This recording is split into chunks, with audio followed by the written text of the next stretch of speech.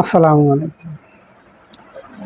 আজকে বলি যে পাকিস্তান ইন্ডিয়া, যে যুদ্ধ হলো, যে যুদ্ধটা হয়ে গেল, এই যুদ্ধ হওয়ার পিছনে আসলে কি কারণটা? তারা কি আসলে মানুষ? তারা নিজের স্বার্থ ভেবে এই যুদ্ধ পরিস্থিতি যে তৈরি করলো, এই যুদ্ধটা যে হলো, সাধারণ মানুষের ঘরবাড়ি নষ্ট হলো, অনেক মানুষের জীবন গেল। হ্যাঁ, অনেক মানুষ অনেক কষ্ট করে একটা বাড়ি তৈরি করছে, সেই বাড়িটা আজকে নষ্ট হয়ে গেল, অত কান্নাকাটি আর হাজারি। এইটার মূল্য কে দিবে? এইটার মূল্য কে দিবে? যে মানুষটা মারা গেল, যে মায়ের, যে বাবার যে বুকটা খালি হলো, সে যে ধর্মে হোক, হিন্দু হোক, মুসলিম হোক, খ্রিস্টান হোক, বৌদ্ধ হোক, যে ধর্মে হোক না কেন, আজ যদি একটা হিন্দু বাবার একটা ছেলে মারা যায়, এই হিন্দু বাবার যে কষ্টটা হবে, এই কষ্টটার মূল্য কে দিবে? নরেন্দ্র মোদী দিতে পারবে? তার ছেলেকে ফিরে দিতে পারবে? সারা জীবন পরিশ্রম করে একটা বাড়ি দিছে, এই বাড়িটা আজকে দেখেন বম মারে উড়ে দিল, কিংবা যাক একটা কিছু হইলো।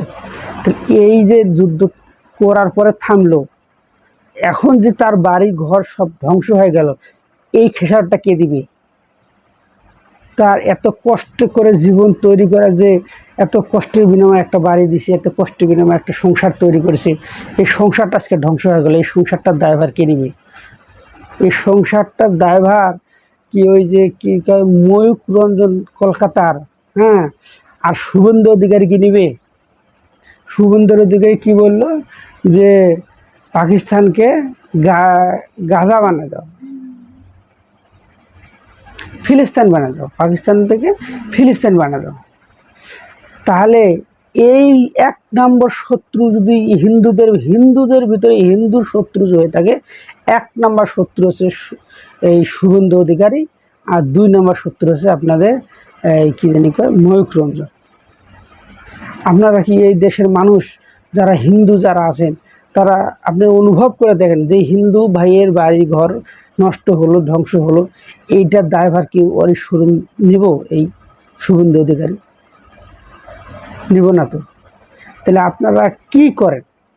এই এত বড় একটা দেশ, এই রকম দুই চারটা লোকরে, এই দুই চারটা লোকের কারণে দেশটা একটা ধ্বংস হওয়ার পথে যাচ্ছে। এদেরকে থামাতে পারেন না?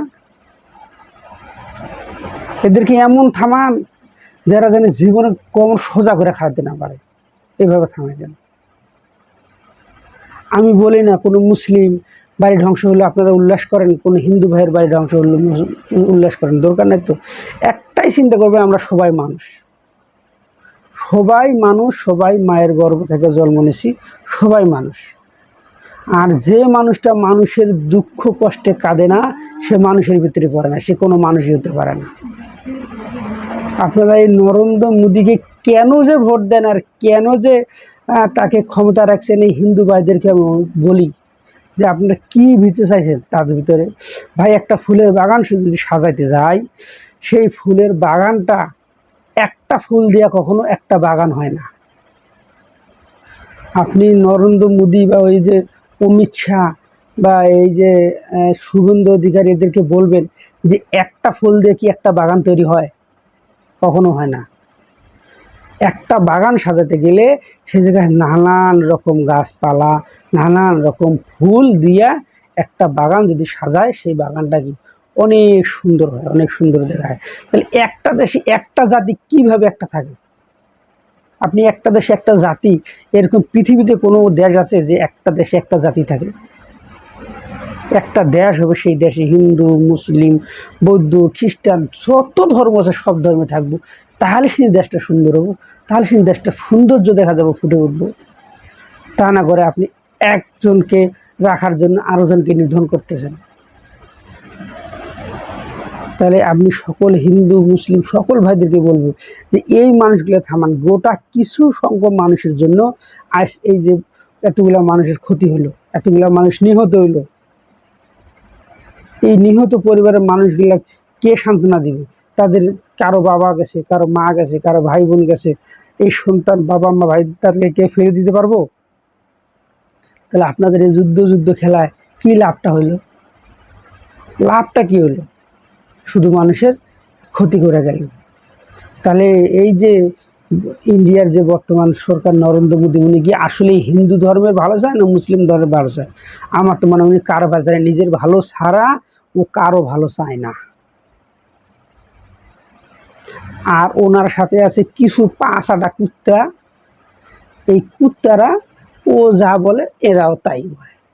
এই গোটা কয়েকজন মানুষের জন্য আজকে দেখেন এত বড় ক্ষতি হয়ে গেল দেশ, দুই দেশের মানুষ, ওই দেশও এই দেশ। কেন, কি দরকার ছিল এই হামলা করার? কি দরকার ছিল যুদ্ধ খেলা করার? যুদ্ধ খেলা যেই সমস্ত মানুষরা বলে যে যুদ্ধ খেলা, যে যুদ্ধ করবো, সেই সমস্ত মানুষদেরকে যুদ্ধে পাঠিয়ে দেওয়া দরকার। আমি সকল সেনাবাহিনীদের অনুরোধ করব যে যারা যুদ্ধের কথা বলবে তাদেরকে যুদ্ধের ময়দানে পাঠিয়ে দেবেন। কত বড় খেলার তারা খেলে আসুক, দেখা যায়।